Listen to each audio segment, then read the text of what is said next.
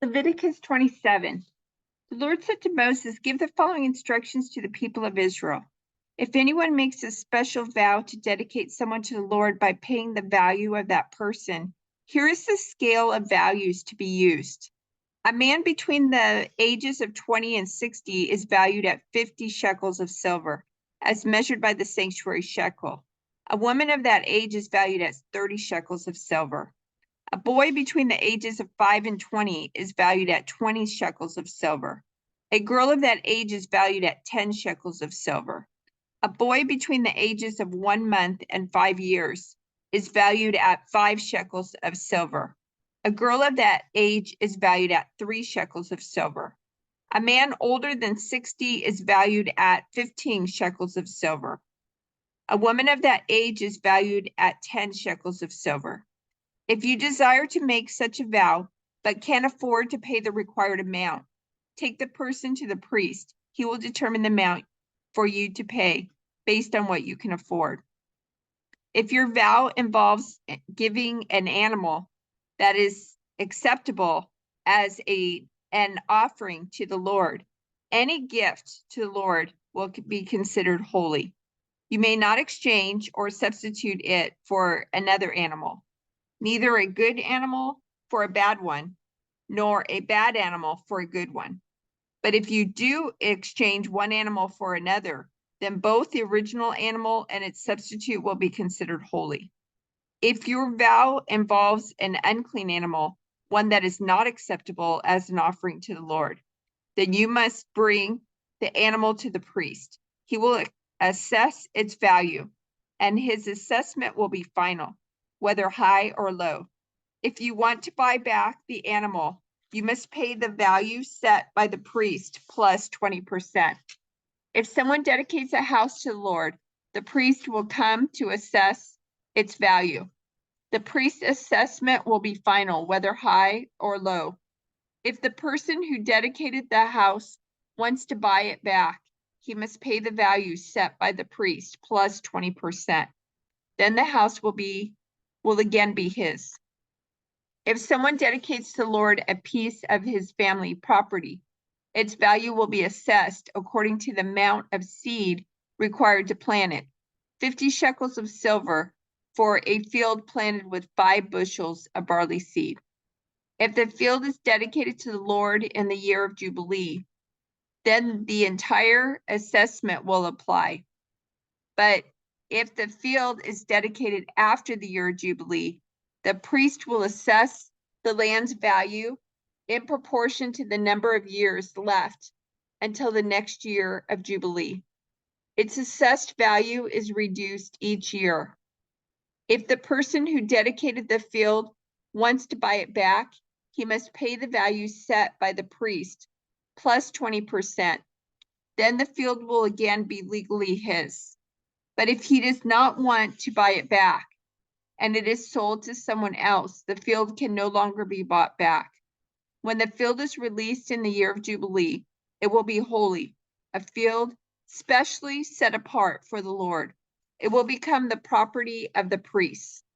If someone dedicates to the Lord a field he has purchased, but which is not part of his family property, the priest will assess its value based on the number of years left until the next year of Jubilee.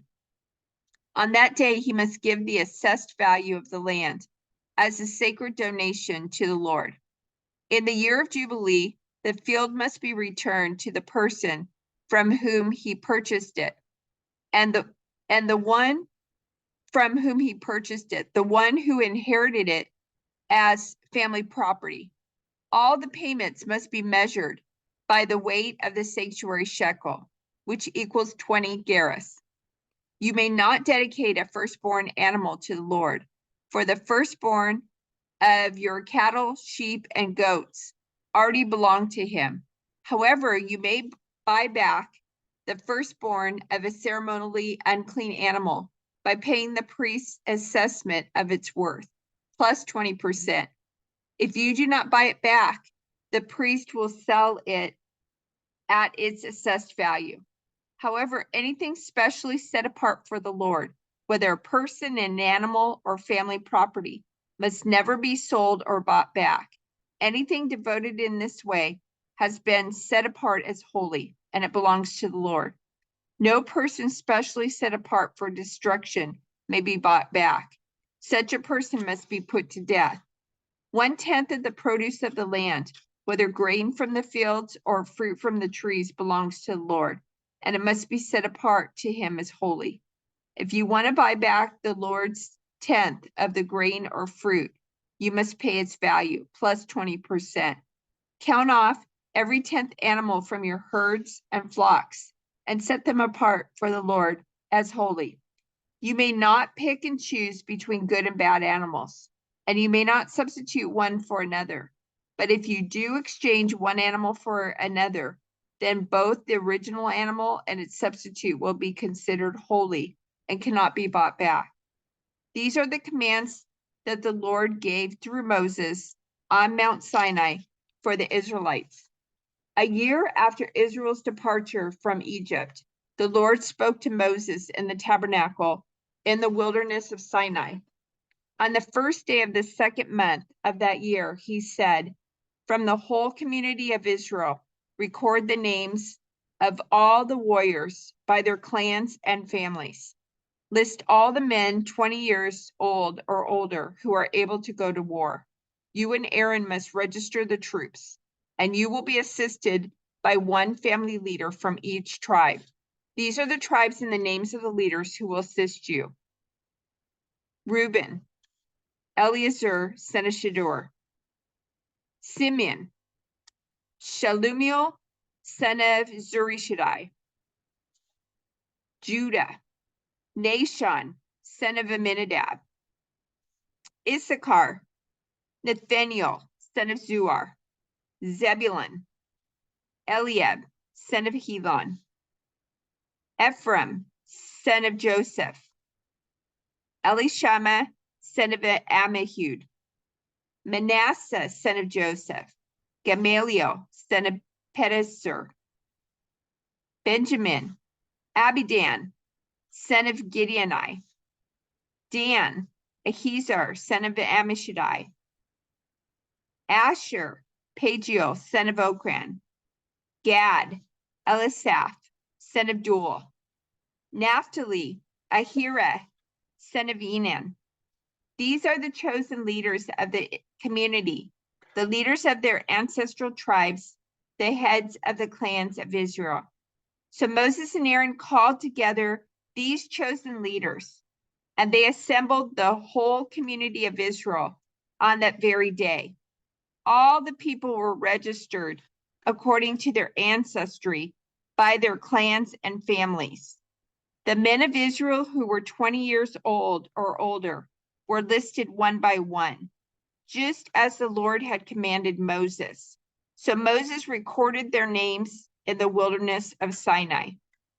This is the number of men 20 years old or older who were able to go to war, as their names were listed in the records of their clans and families. Tribe: Reuben, Jacob's oldest son, number 46,500. Simeon, 59,300. Gad, 45,650. Judah, 74,600. Issachar, 54,400. Zebulun, 57,400. Ephraim, son of Joseph, 40,500. Manasseh, son of Joseph, 32,200. Benjamin, 35,400. Dan, 62,700. Asher, 41,500. Naphtali, 53,400. These were the men registered by Moses and Aaron and the 12 leaders of Israel, all listed according to their ancestral descent. They were registered by families, all the men of Israel who were 20 years old or older and able to go to war. The total number was 603,550. But this did not include the Levites, For the Lord had said to Moses, do not include the tribe of Levi in the registration. Do not count them with the rest of the Israelites. Put the Levites in charge of the tabernacle of the covenant, along with all its furnishings and equipment. They must carry the tabernacle and all its furnishings as you travel, and they must take care of it and camp around it. Whenever it is time for the tabernacle to move, the Levites will take it down, and when it is time to stop, they will set it up again. But any unauthorized person who goes too near the tabernacle must be put to death. Each tribe of Israel will camp in a designated area with its own family banner.